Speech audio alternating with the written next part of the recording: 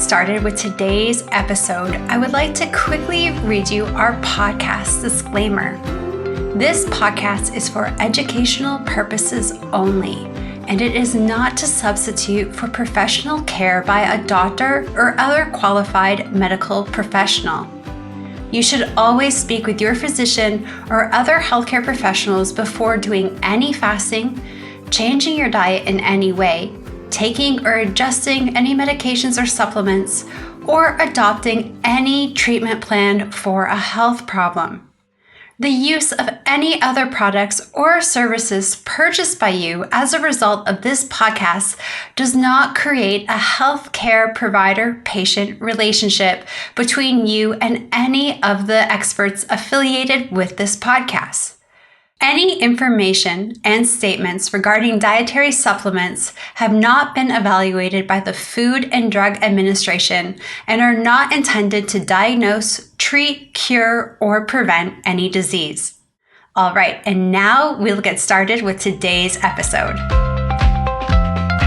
Welcome, everyone.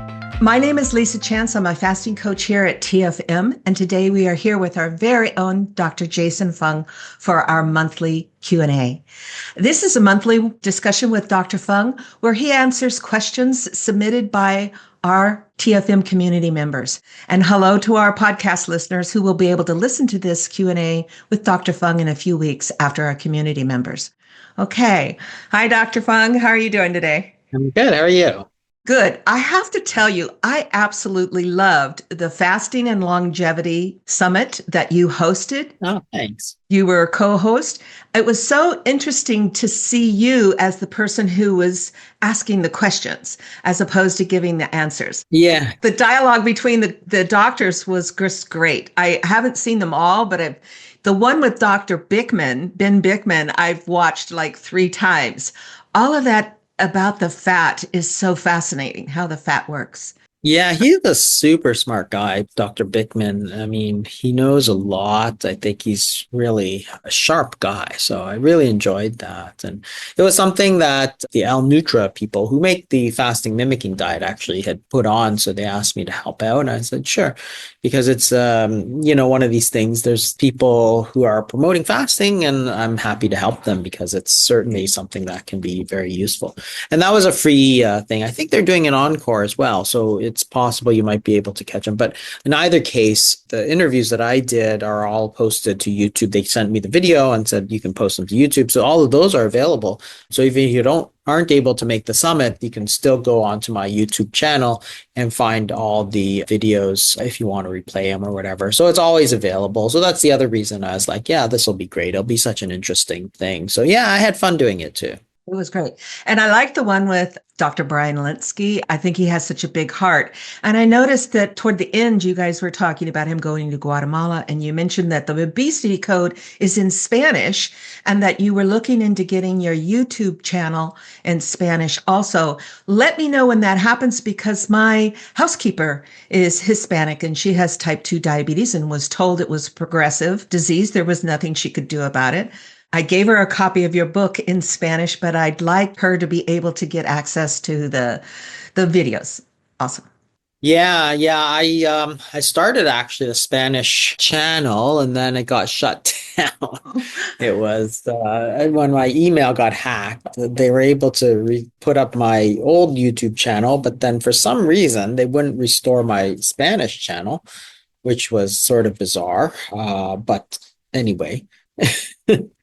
I may try to redo some of that. It's just sort of time consuming. So I hadn't done it for a bit, but, if I get some help, I may try to do that. I mean, what I did in the Spanish channel actually was use this AI. There's this AI dubbing, which is basically you upload the video and I'll translate directly into Spanish for you. And then I uploaded that video. The problem is that the translation is on the level of a Google Translate, which is not great. Like it's sort of understandable, but riddled with errors is what people told me. So I was like, well, let's see, because at least some information will be still good, but it was a little slow going. So that may be something I may try to do again if it comes around. Well, I applaud your efforts for making a dent in this, right? All right, let's get started with some of these questions here because I know you got to leave promptly on time. So, can you address the use of homemade smoothies and protein drinks as a meal replacer? How are they helpful or detrimental to weight loss or reversing type 2 diabetes? If they're useful, which kinds would you recommend? They know not to add a lot of fruit, but does the protein powder in a smoothie have any benefit at all? I think so. So a lot of these smoothies are often based on a lot of them yogurt based. So if you use Greek yogurt, for example, it's very good, low in carbs. Whey protein and other protein powders are also fine. I mean, I tend to shy away from them just because they are very highly processed. As a general concept, you want to eat natural foods as opposed to sort of ultra processed foods. But as far as that goes, it's probably not one of the really bad ones. So as a meal replacement, I think it's reasonable to make your own smoothies. A lot of the commercial stuff that you can get is sort of packed full of fructose. A lot of them, they're not bad. And if you add some berries, so berries tend to be the best of the fruits. And especially if you blend them, I did a video or as a Medium post, something about blending fruit, which is actually very interesting because when you blend the fruit, it actually lowers the glycemic index of that fruit, which is probably because if you blend berries or seeded fruits, so strawberries, raspberries, passion fruit, when you blend them, the theory is that the seeds sort of get shorn up and therefore it releases a lot of the fiber that's inside and a lot of these other sort of antioxidants that are actually highly beneficial. The thing is that the best thing to do is to use some kind of berries in there to give it flavor. So making it yourself is very good because, sometimes if you get commercial preparations, they use strawberry extracts or whatever, you're not getting the whole fruit that's blended. If you blend non-seeded fruits like mangoes and stuff, it actually makes things a little bit worse.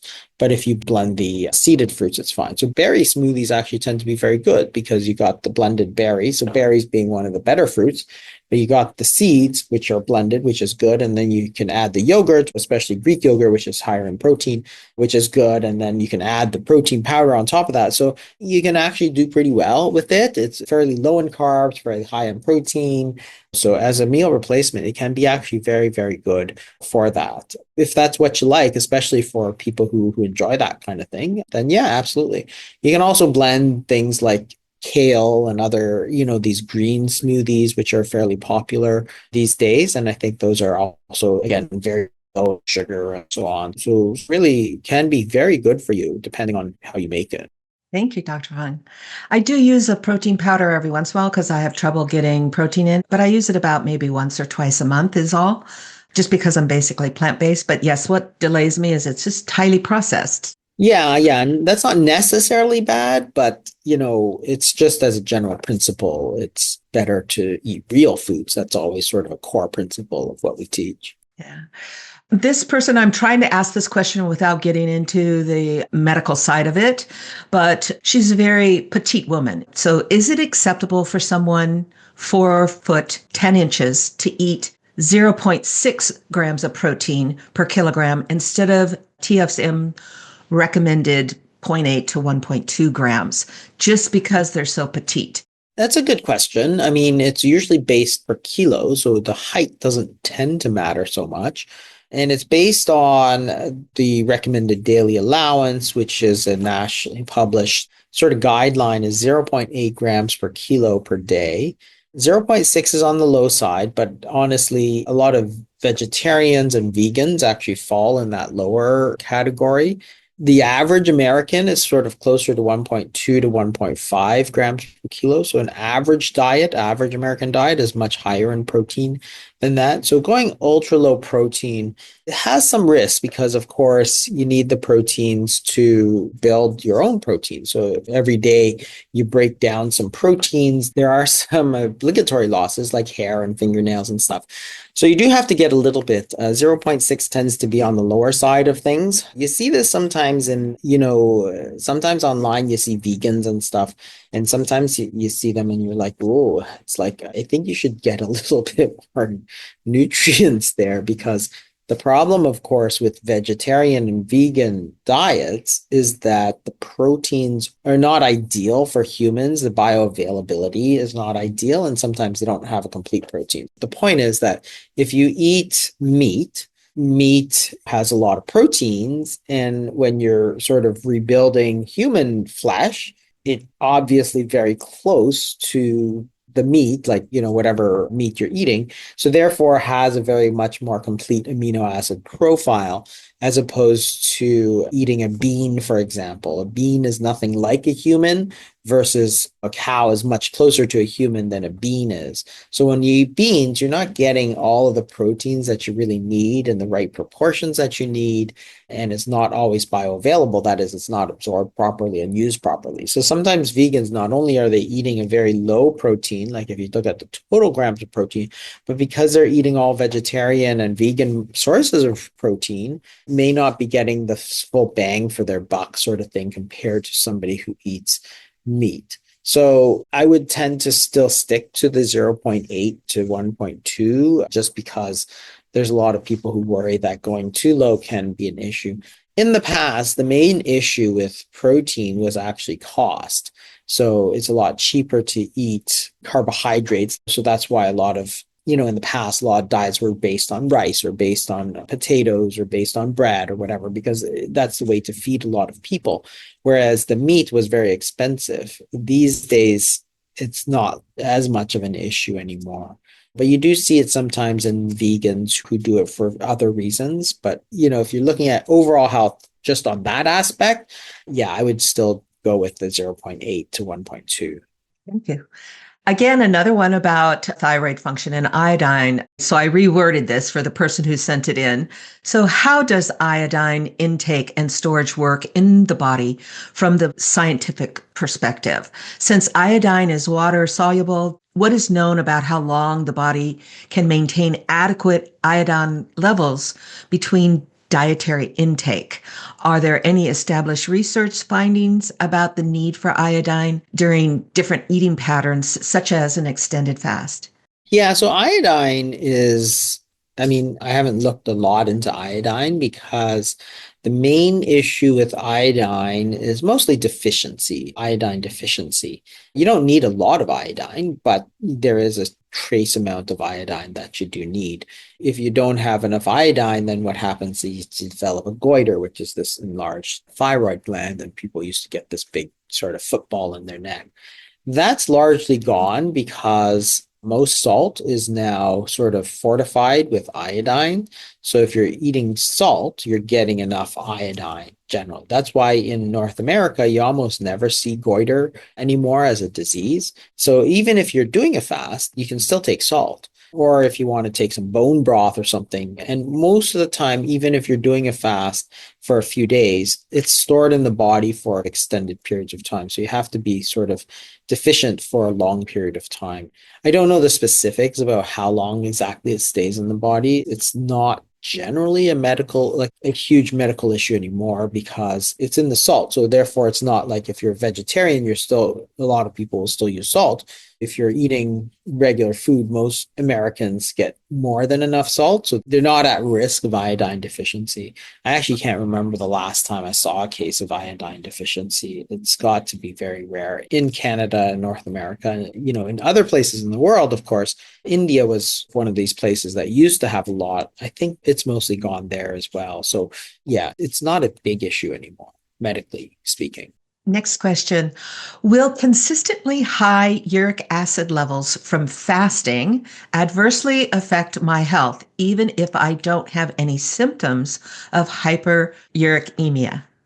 No, it shouldn't. It can trigger sometimes gout. The reason it goes up, so almost everything else goes down with fasting because you're not eating.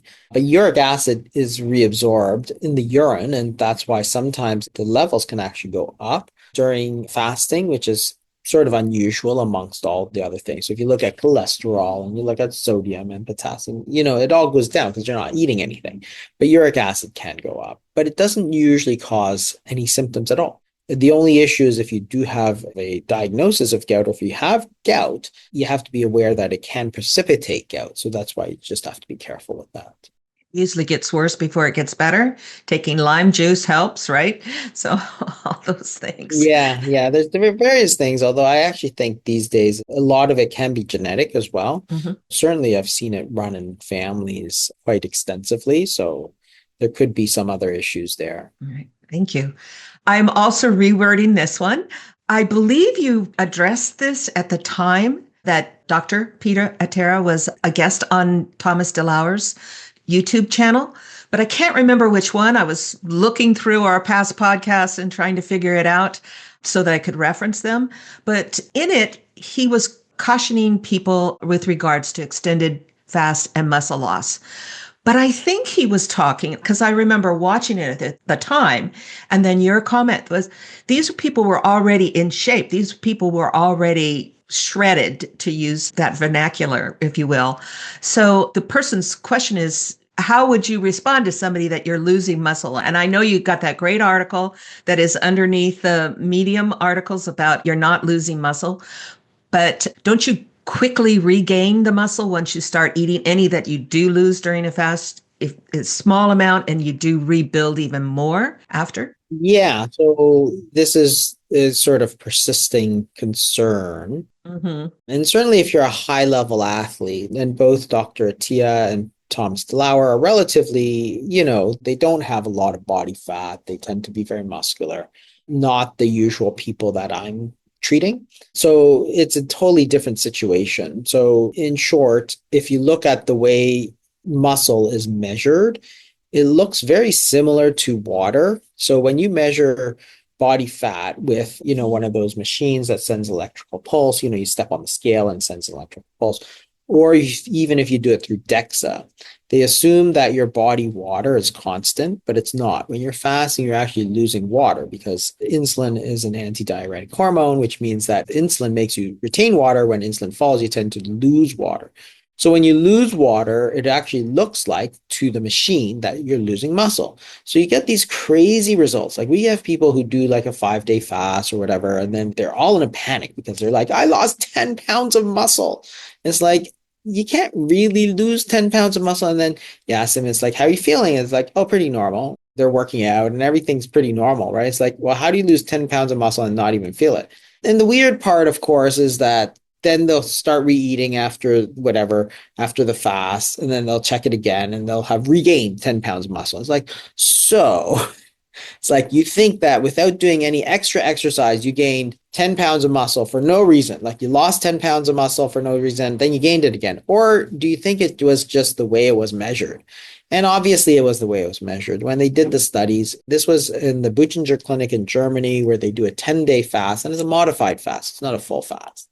They found the same thing. If you measure it with those things, you see this sort of 3 or 4 or 5% loss in muscle. But when you actually test them for muscular strength, there's no decrease. And in some cases, there's an increase in muscular strength. And I don't think it's because you gain muscle. I think it's because of some of the other things, such as the sympathetic nervous system activation. When you actually test it functionally, like with muscular strength, or you can test it with grip strength or repetition of grip and how long it takes you to go up 40 steps, these kind of things, you don't see any changes with fasting. And it makes sense. Like, why would your body store energy in the form of body fat, but as soon as you need it, it's going to start burning off all your muscle? Don't you think nature's just not that stupid? Like the human body's just not that stupid. Like how would humans have survived if we have this crazy, stupid mechanism of eating our own body muscle, right? The functional tissue that we need to survive in the wild, right? So the whole thing is just, it's one of these things where I think a little bit of information is dangerous because people get out there and say, fasting burns your muscle. And it's like, no, it doesn't. You have to understand a little bit more about what you're doing, but then, and again, if you're at like very low body fat and very high muscle mass, why are you fasting? What is your reason? If there's no reason, why are you doing it? Yes, you might get a problem. They might be at 10, 12% body fat. The people I'm treating are minimum like 20, 25% body fat, and many of them 40, 50% body fat, which is a huge different, right? So, when they go on and on about, oh, you have to be careful. Sure, you have to be careful. You have to know what you're doing, but you have to apply it to the specific situation. If you're overweight and diabetic, then yeah, this could be very, very important for you. And if you get scared away because you're trying to apply results from people who are exercise an hour a day and have 8% body fat, well, those might not be the most applicable people. It doesn't make any sense to take those results and apply it to people who I'm dealing with, most of whom are trying to lose weight because they are overweight, right? So yeah, the whole thing is just one of these things where they're very influential people out there, and a lot of them have turned sort of against fasting. And I'm always like, I don't understand why. I just don't think they've been applying it to the right people. Because when I apply it to the right people, I see incredible results. But I'll tell you that I have never recommended repeated extended fast to somebody with low. I'm always like, you can do it if you want, but I don't think you need to. Whereas they do it because they want to learn about it and so on. This leads us right on into the next question, which is about autophagy that is happening during exercise. This person said that some scientists are now advocating against fasting for autophagy and claiming that more autophagy happens during exercise. Could you please comment on that? Oh, yeah. I mean, exercise is good. I mean, they're different. I'm not sure about autophagy during exercise. So the whole idea of autophagy is that it's controlled through mTOR, which is related to protein intake. So therefore, if you're eating a very high protein diet, you're stimulating a lot of mTOR, which is a pro-growth agent. And that's sort of been a bit of the worry of people. Lately it seems like a lot of people are recommending high protein diets, and that's been tried. That's been done 20 years ago. There's a huge number of people who are advocating high protein, basically low carb plus low fat, high protein. And it was really not all that sustainable. It didn't really work in the long term because, one, people didn't like it that much. The diet wasn't all that palatable because you're basically restricting 2 out of 3 of your macronutrients, which leaves you very little that you can actually eat. And the other thing is that there's always this sort of persistent concern that if you're stimulating a lot of mTOR, are you going to put yourself at risk of other diseases, including cancer, because rapamycin, which blocks mTOR, is an anti-cancer agent, has been used as a longevity agent. So they block mTOR. If you're stimulating mTOR, are you going to be pro-aging? That's the real concern. There's no answer to that question, but that's why I don't recommend ultra high protein diets. People say, oh, protein is the most satiating of the macronutrients, which is true, but it doesn't mean you can take that and just ramp it from, 15, 20% to 80%. It doesn't mean that there's not other problems along the way, right? It's a highly artificial diet. That's why massive amounts of protein supplementation are not things that I generally recommend. I'm more conservative. I like to say, eat natural foods and stuff, right? So there is a bit of concern. Exercise, if it does induce some autophagy, is going to be different from fasting-induced autophagy, and I think that they probably work together. I do. I always exercise in the fasted state. It's working well for me. My muscle mass just keeps going up. So this question comes from the Q&A box. What is the best fasting regime for a female with lower BMI of 20, but with non-alcoholic fatty liver disease?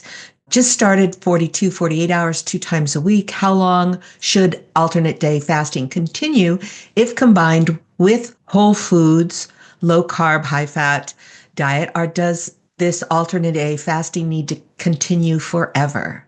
I don't think it needs to continue forever. I mean, people certainly have done well without extended over 24-hour fast. As long as you're eating a natural diet, fatty liver disease was actually quite unheard of 30, 40 years ago. They actually didn't even have any literature. It sort of was discovered, if you will, in the 1980s. It was always considered to be alcoholic. alcoholic fatty liver disease was well known, but non-alcoholic fatty liver disease was basically unknown until the 80s. So people who ate natural foods had a relatively normal fasting period, not long, but 16 hours, 14 hours a day combined, could still maintain that. So once you get that down, mostly cutting down refined foods. If you're eating a lot of refined foods and ultra processed foods, then you may have to continue it for longer.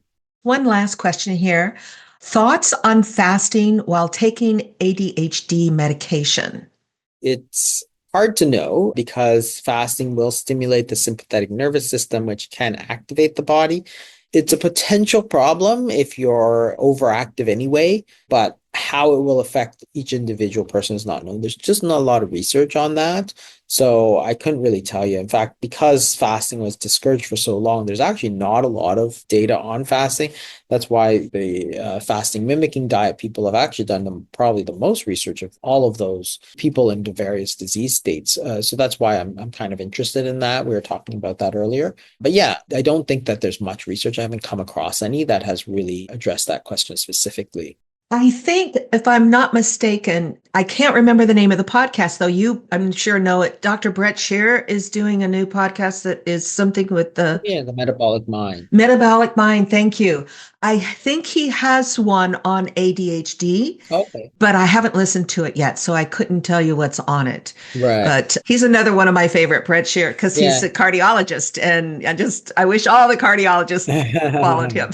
Yeah, that's great. And maybe I can answer a couple of questions in the chat. There was one question about recommendation for a diet to starve or kill cancer. And that's difficult to do. I mean, people talk about how cancers can use glucose, but not fat very easily, whereas your body can switch from glucose. If you don't have any glucose, like you're taking very low carbs, then you can switch over to fat metabolism. So you can use triglycerides. So your muscles, for example, when you don't have any glucose, will just switch over to burning fat. Cancer can't do that. So low carbohydrate diets can be very useful in that, but they're mostly an adjunctive treatment. That is, low carb is not going to kill the cancer. For most cancers, you're still going to need to use either the radiation or the chemo or whatever the oncologist recommends. But a low carb diet can be an adjunct to try to improve the results. And same with fasting. If you put yourself in a fasted state, then you're, again, trying to switch yourself over to the fat metabolism, because you're sort of fueling yourself on body fat. So therefore, it's a sort of high fat diet, if you will. It's your own body fat, but very low glucose. And again, trying to get yourself. So low carb and fasting can be a very useful adjunct in that case. And then maybe we can do one more. How long somebody has high insulin resistance is on insulin on average to lower the insulin resistance while doing fasting and low carb?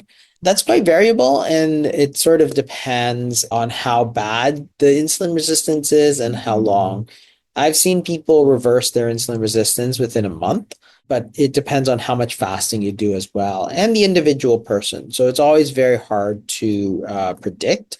But for most people, as long as you're cutting down the carbs substantially, the insulin resistance will get better. And remember, it's a reversible disease, so it's important to try to reverse that insulin resistance, trying to get off of the insulin. But there are also cases, and this is why it's important to talk to your doctors about it, is that there are lots of cases of type 1 diabetes in adults, which is called LADA, which is not quite the same as type 2 and is not always reversible. And we're seeing that more, actually. So why that happens, we don't know, but it is something that can be, for the most part, reversed unless it's this sort of type 1 pathophysiology. You've reversed insulin resistance just by your insulin level, or are there other markers that you're going to look at? Fasting insulin is a good one. C-peptide is a good one. You can also do a measurement called a HOMA, which is you do a fasting glucose and a fasting insulin, which basically compares how much insulin you need to get that glucose down. Because we see people,